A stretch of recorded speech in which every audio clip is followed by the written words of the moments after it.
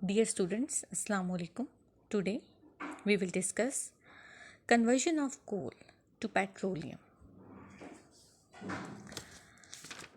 In this topic, we will discuss how coal is converted into petroleum. Coal gas obtained by the destructive distillation of coal can be converted into petroleum by a process known as Fischer-Tropsch process. In this topic, we will discuss Fischer-Tropsch process, which is involved in the formation of petroleum from coal. Coal is actually obtained from the destructive distillation of coal. It is actually a product formed by the destructive distillation of coal. Fischer-Tropsch process involved a series of steps. In this process, mixture of carbon monoxide and hydrogen gas will convert into liquid hydrocarbons, means alkenes. Procedure. Now we will discuss the procedure of Fischer-Tropsch process. In this procedure, coal is converted into gaseous reactant, that is carbon monoxide and hydrogen. This conversion is called gasification. Now, the conversion of carbon monoxide to alkenes in the presence of hydrogen involves hydrogenolysis of carbon-oxygen bond and formation of carbon-carbon bond. Temperature used for this process is 150 to 300 degrees Celsius and catalysts used are transition metals, cobalt, iron, ruthenium and nickel. Procedure जो Fisher ट्रोपोज process में for the formation of petroleum adopt किया जाता है उसमें सबसे पहले कोल को gaseous reactant जैसे कि कार्बन मोनोक्साइड और हाइड्रोजन गैसेस में कन्वर्ट किया जाता है। इस प्रोसेस को या इस कन्वर्जन को हम गैसिफिकेशन कहते हैं। फिर कार्बन मोनोक्साइड को अल्केन्स में कन्वर्ट किया जाता है। अल्केन्स में कार्बन मोनोक्साइड को कन्वर्ट करने के लिए कार्बन और ऑक्सीजन का बॉन्ड ब्रेक किया जाता है और इस तरह से in the presence of hydrogen hydrogenolysis होती है कार्बन ऑक्सीजन बॉन्ड की और इस तरह से कार्बन कार्बन के बीच में बॉन्ड बन जाता है, यानी कार्बन ऑक्सीजन का बॉन्ड ब्रेक होकर कार्बन कार्बन का बॉन्ड बन जाता है। ये प्रोसेस करने के लिए टेम्परेचर जो रिक्वायर्ड होता है वो 150 से 300 डिग्री सेल्सियस का टेम्परेचर रिक्वायर्ड होता है और जो कैटलिस्ट यहाँ पे इस्तेमाल की जाती हैं वो ट्रांजिशन मेटल्स हैं। इनमें कोबाल्ट, आयरन, रुथेनियम और निकल को कैटलिस्ट के तौर पे इस्तेमाल किया जाता है। यानी इन कैटलिस्ट की मौजूदगी में और इस टेम्परेचर यानी 150 से 300 डिग्री सेल्सियस के टेम्परेचर की वजह से ही कार्बन मोनोक्साइड ब्रेक होके यानी कार्बन ऑक्सीजन का बॉन्ड ब्रेक होके कार्बन कार्बन का बॉन्ड बनता है, जिसकी वजह से कार्बन मोनोक्साइड अल्केन्स में कन्वर्ट हो जाती है। This is the procedure of Fischer Tropsch process. The procedure of Fischer Tropsch process is fully explained through this diagram.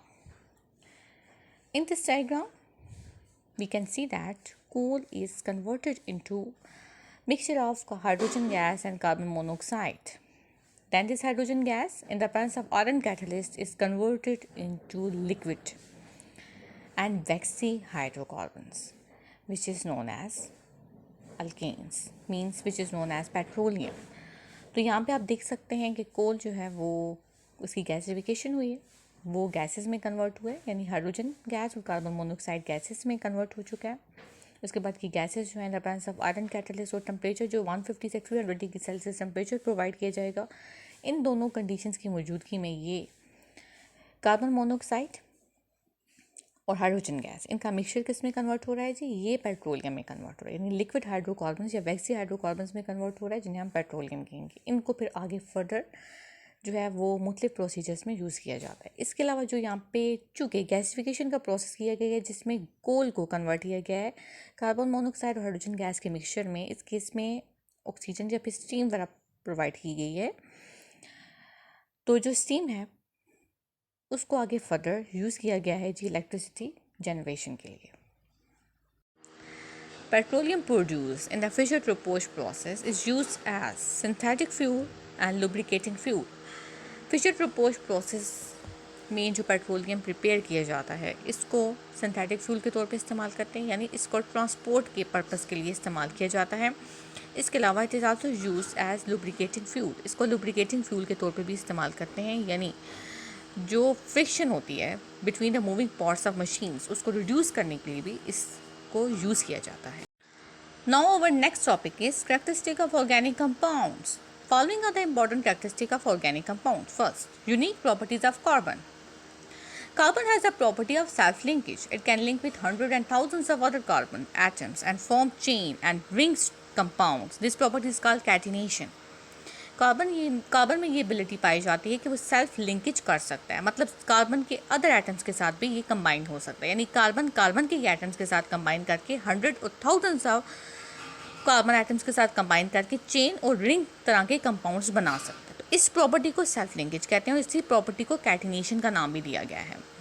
Carbon can also form stable single and multiple bonds with each other. Carbon में ये ability है कि वो एक दूसरे के साथ single या फिर मल्टीपल बॉन्ड्स भी बना सकते हैं, यानी कार्बन कार्बन के बीच में सिंगल, कार्बन कार्बन के बीच में डबल या कार्बन कार्बन के बीच में ट्रिपल कोवलेंट बॉन्ड भी हो सकता है।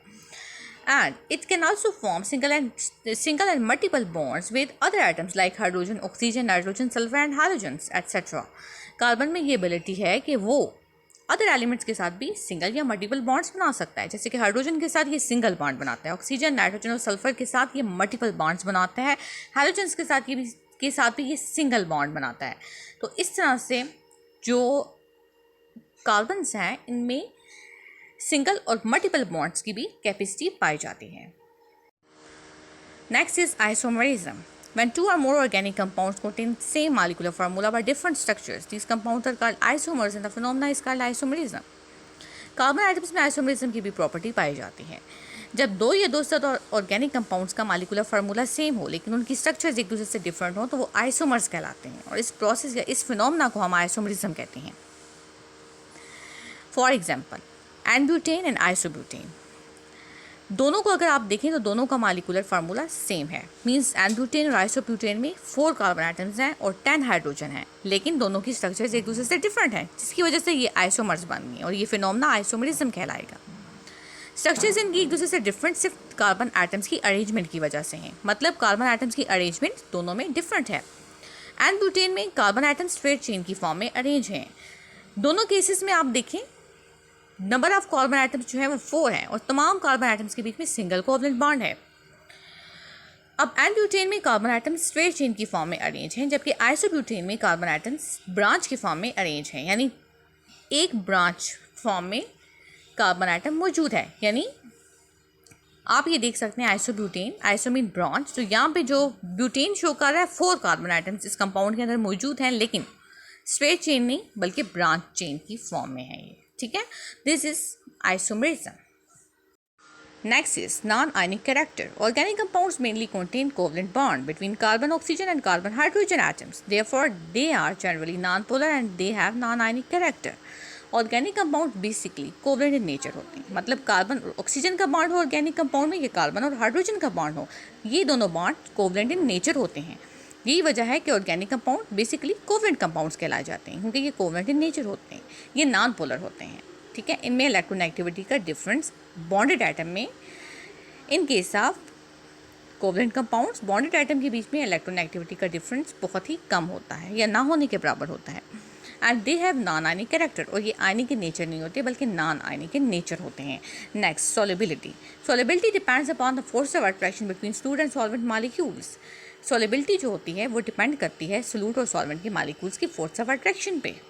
Organic compounds are formed by the covalent bonds. These are non-ionic and almost non-polar in nature. So most of the organic compounds are insoluble in water. Organic compounds जो कि covalent bond की वजह से बनते हैं और ये non-ionic होते हैं और non-polar in nature होने की वजह से organic compounds water में mostly insoluble होते हैं. While some are partially soluble in water, लेकिन वैसे कुछ ऐसे होते हैं जो कि पानी में कुछ हद तक soluble होते हैं. But they are readily soluble in non-polar solvents like ether, benzene and carbon tetrachloride. लेकिन बहुत आसानी से ये non-polar solvent जैसे कि ईथर, बेंजीन और कार्बन टेट्राक्लोराइड में डिजॉल्व हो जाते हैं। Rates of organic reactions. Now we will discuss reactions of organic compounds and their rates, means their speed. Organic compounds are formed by covalent bonds. Their reactions are slow because these reactions involved or breaking of older bonds and formation of new bonds. Organic compounds में जो atoms होते हैं वो आपस में covalently link होते हैं, मतलब एटम्स के बीच में कोवलेंट बॉन्ड बना हुआ होता है, मीन्स उनके बीच में इलेक्ट्रॉन्स की म्यूचुअल शेयरिंग हुई हुई होती है। अब जो ऑर्गेनिक कंपाउंड्स होते हैं जब ये रिएक्शन में पार्टिसिपेट करते हैं तो पहले इनके ओल्डर बॉन्ड्स ब्रेक होते हैं, फिर न्यू बॉन्ड्स की फॉर्मेशन होती है। तो ये टाइम कंज्यूमिंग प्रोसेस होता है। इस वजह से इनकी जो रिएक्शन होते हैं वो फास्टली परफॉर्म नहीं होती बल्कि स्लोली परफॉर्म होते हैं। अगर आप इनको आयनिक कंपाउंड के साथ कंपेयर करें तो आयनिक कंपाउंड में चूँकि जो सोल्यूशन होता है उसमें जो कंपोनेंट्स होते हैं वो आयंस की फॉर्म में डिसोसिएट हुए हुए होते हैं। तो जब आप उन सॉल्यूशंस को आपस में मिक्स करते हैं तो उनमें तमाम कंपोनेंट्स चूँकि आयंस की फॉर्म में डिसोसिएट हो चुके होते हैं, तो इस केस में वो उनमें कोई भी जो है वो ओल्डर बॉन्ड्स ब्रेक नहीं होने होते, सिर्फ न्यू बॉन्ड्स की फॉर्मेशन होनी होती है। तो वो डायरेक्टली आपस में ऑपोजिटली चार्ज आइंस आपस में फोर्स ऑफ अट्रैक्शन की वजह से आपस में बॉन्ड बना लेते हैं, और इस केस में जो टाइम है वो लेस कंज्यूम होता है, वो फास्टली रिएक्शन परफॉर्म होता है।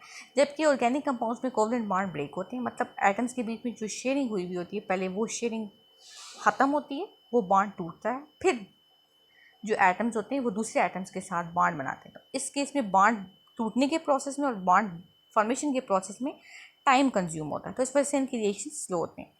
Last is similar structural feature and behaviour. Mostly organic compounds have similar structural feature and similar physical and chemical properties, therefore they show similar behavior toward various reactants. Thus the study of organic compound is reduced to few homologacies.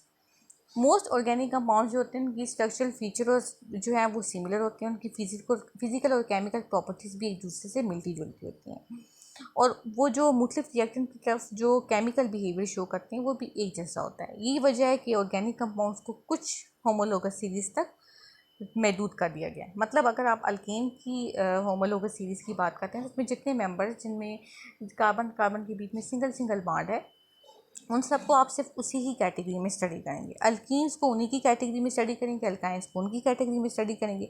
Alcohol के तमाम members क्योंकि उनका functional group hydroxyl group है तो इस वजह से उन सबको उधर आप स्टडी करेंगे। इसी तरह से जो आपके पास मुख्तलिफ तरह के कार्बोक्सिलिक के ग्रुप हैं, एल्डिहाइड्स हैं, कीटोन्स हैं, आप उनको उनकी फंक्शनल ग्रुप की बेस पे उनकी केमिकल और जो स्ट्रक्चरल फीचर्स हैं और फिजिकल और केमिकल प्रॉपर्टीज़ की बेस पे उनको उन्हीं के ग्रुप्स में स्टडी करेंगे। तो इस तरह से मुख्तलिफ तरह की और मुख्तलिफ होमोलोगस सीरीज़ जो हैं वो उनमें डिस्ट्रीब्यूशन की गई ऑर्गेनिक कंपाउंड्स को, ताकि उनको प्रॉपर्ली उनकी तमाम फीचर्स को आसानी से स्टडी किया जा सके। यहाँ ऑर्गेनिक कंपाउंड के करैक्टरिस्टिक कंप्लीट हो गए हैं।